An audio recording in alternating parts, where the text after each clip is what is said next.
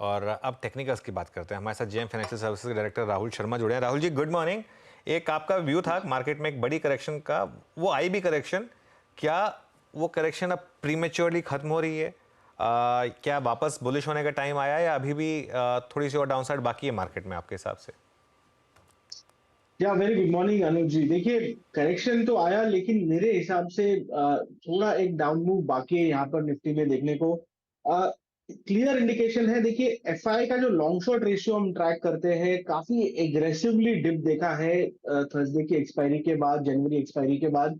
और कहीं ना कहीं हमें लग रहा है कि जब तक ये पोजिशनिंग रिवर्स नहीं होती, मार्केट के अंदर प्रेशर रहेगा।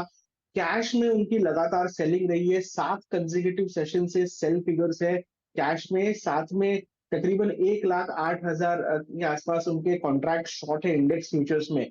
तो इन्हें देखकर ऐसा लग रहा है कि शायद वो बजट के पहले हेज करके चल रहे हैं। बट क्लियरली पोजिशनिंग जो है कैश और डेरिवेटिव की दोनों बेरिश की तरफ है।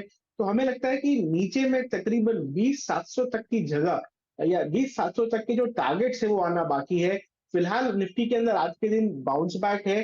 तो जब तक 21,750 का लेवल क्लोजिंग बेसिस पर निफ्टी नहीं निकालता है स्पॉट के हिसाब से, तो हमें लगता है कि सेल ऑन राइज की रणनीति रखनी चाहिए। आज का सेशन शायद शॉर्ट कवरिंग के नाम में बैंक निफ्टी बहुत ज्यादा ओवरसोल्ड था और एक बाउंस बैक हमें देखने मिल रहा है। और जैसे आप बोल रहे हैं कि हो सकता है आज वो 1,000-1,200 पॉइंट की रैली वाला दिन हो बैंक निफ्टी के अंदर, लेकिन मुझे लगता है कि थोड़ा पोजिशनल व्यू लेके देखे, थोड़ा जूम आउट करके देखे, तो एक second leg of down move यहाँ पर देखने को मिल सकता है। जहां पे हमें लगता है कि खास करके जो एफआई की जो डोमिनेटेड शॉर्ट्स है वो मार्केट को कहीं ना कहीं यहाँ पे प्रॉब्लम में लेके आ सकती है। तो 20,700 तक की डाउनसाइड निफ्टी में आती हुई लगती है। 21,750 का स्टॉप लॉस रहेगा क्लोजिंग बेसिस पर। चलिए, तो 20,700 की तक जगह दिखती है। अच्छा, बैंक निफ्टी पर क्या व्यू बन रहा है अब राहुल जी फिर? देखिए, एक्सपायरी टू एक्सपायरी अगर मैं देखूं तो बैंक निफ्टी के अंदर 63% ओपन इंटरेस्ट ऐड हुआ है पिछली एक्सपायरी से जनवरी एक्सपायरी में। तो ये प्राइमरीली शॉर्ट्स है और हमने क्लियरली देखा कि बैंकिंग इंडेक्स ने जिस तरीके से एग्रेसिवली 200 दिन की मूविंग एवरेज तक करेक्शन देखा और आज एक बाउंस बैक देखने को मिल रहा है। तो मेरे हिसाब से बैंक निफ्टी के अंदर एक ये more of a dead cat bounce है। आजकल बाउंस बैक बड़े जरूर है बिकॉज बेस जो है काफी बड़ा हो चुका है निफ्टी का, बैंक निफ्टी का, दोनों का। तो मुझे लगता है 1 या 2 दिन का बाउंस बैक और उसके बाद में वापस डाउनवर्ड मूव आते हुए दिखेंगे। इंडेक्स कंपोनेंट्स खास करके प्राइवेट बैंक्स में अभी भी पेन है। हमने लास्ट वीक देखा इंडसइंड बैंक में शॉर्ट्स ऐड हुए। कहीं ना कहीं लाइक एक ग्रीन शूट जो है कहीं ना कहीं से आया नहीं है बैंकिंग इंडेक्स के अंदर। पीएसयू बैंक से रिलेटिवली परफॉर्म आउट परफॉर्म जरूर किया है इस करेक्शन के अंदर। बट हमें लगता है कि थोड़ा टाइम लगेगा बैंकिंग इंडेक्स को एक तरह से स्ट्रक्चरली यहाँ से रिकवर होके एक तरह से सुधरने को। तो सेल ऑन राइज की रणनीति बैंक निफ्टी में भी रहती है। हमें लगता है कि 1-2 दिन के बाउंस बैक के बाद बैंक निफ्टी में भी और एक सेलिंग प्रेशर का राउंड देखने को मिल सकता है। अभी के लिए तो खैर मार्केट में अच्छा मोमेंटम है और बैंक निफ्टी अब देखिए ऑलमोस्ट 800 पॉइंट ऊपर हो गया है बीरू। और मुझे लग रहा है आज एटलीस्ट इंट्राडे में बहुत कमाल करने की तैयारी कर रहा है बीरू।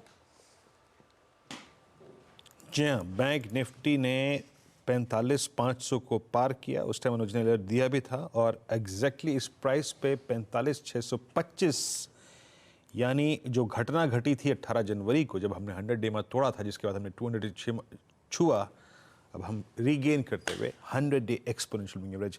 राहुल जी, जो आपका ये मत है जिसमें आप आई थिंक डाउनसाइड की बात कर रहे हैं, मतलब अगर आप इनको थोड़ा सा स्टॉक्स पे कन्वर्ट होके बोलें कि किन किन स्टॉक्स में आपको अभी भी मंदी की गुंजाइश नज़र आ रही है, या फिर अगर आपका इंडेक्स का व्यू ठीक नहीं निकला तो जिन जिन स्टॉक्स में तेज़ी खेलनी चाहिए, दोनों को बाइफरकेट करके बताइएगा। कहाँ वीकनेस, कहाँ स्ट्रेंथ, किसको लॉन्ग करें और इस नई सीरीज के कमेंसमेंट में किसको सेल ऑन राइज की अप्रोच रखें? ये देखिए, जहां तक जो वीकर कंपोनेंट्स है मार्केट के अंदर उसमें बैंकिंग और फाइनेंशियल सबसे ज्यादा लाइक स्ट्रक्चरली वीक है। तो यहाँ पर मैं वेट करूंगा बाउंस बैक का जो आज के सेशन में देखने को मिल रहा है।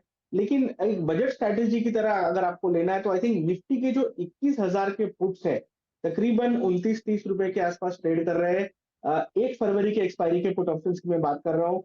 हमें दो उम्मीदें हैं। एक तो ये कि इवेंट के पहले आईवीज बढ़ेंगी, इंडिया विक्स में हमें लगता है कि एक बाउंस बैक देखने को मिलेगा। और दूसरा, अगर निफ्टी के अंदर जो एक ये बाउंस बैक खत्म होता है, फिजल आउट होता है, तो मुझे लगता है निफ्टी के अंदर एक तरह से डेल्टा मूव भी देखने को मिलेगा। तो 21,000 के पुट्स तकरीबन 30 रुपए के आसपास बाय करने की राय है। ₹10 का स्टॉप लॉस लगाए, और अगर ये व्यू सही हो जाता है तो तकरीबन 100 से लेके 140 तक के टारगेट्स इस पुट ऑप्शन में देखने को मिल सकते हैं। तो बड़ी अपसाइड इस पुट ऑप्शन में देखने को मिल सकती है। अब कौन से वो स्टॉक्स और सेक्टर्स है जहां पर तेजी बरकरार है? देखिए, ये पूरे करेक्शन में, जैसे आप शो की शुरुआत में कह रहे थे कि कौन से वो स्टॉक्स और सेक्टर्स है जो कम गिरे हैं, उनमें से पावर और पावर फाइनेंस कंपनीज ऐसी है जो रिलेटिव स्ट्रेंथ बहुत जबरदस्त दिखाए हुए है। और इसमें से जो टॉप पिक हमारा है एनटीपीसी। हम लगता है एनटीपीसी में तकरीबन 350 तक के टारगेट्स देखने को मिल सकते हैं। ₹300 के स्टॉप लॉस से बाय करने की राय रहेगी, और एक बड़ा अपसाइड मुझे लगता है कि पावर सेक्टर में प्ले आउट होता हुआ दिख सकता है। दूसरा जो सेटअप है पावर फाइनेंस में, पीएफसी में सेटअप काफी प्रॉमिसिंग लगता है। ये थोड़ा सा शॉर्ट टर्म ट्रेडिंग के हिसाब से है, लेकिन हमें लगता है कि यहाँ पर मूव्स बड़े हो सकते हैं। अगले 4-5 सेशन में हो सकता है कि 5 से 10% का मूव पीएफसी में भी देखने को मिले। तो पीएफसी में हमें लगता है कि ऑप्शंस के जरिए इस ट्रेड को लिया जा सकता है। तो 440 के जो कॉल ऑप्शन है तकरीबन ₹23.50 के आसपास ट्रेड कर रहे हैं, इसे बाय करके चले, ₹15 का स्टॉप लॉस लगाए, और हमें लगता है कि तकरीबन अगर 10% का मूव पीएफसी में आता है तो ये ऑप्शन डबल से ज्यादा का मुनाफा दे सकता है।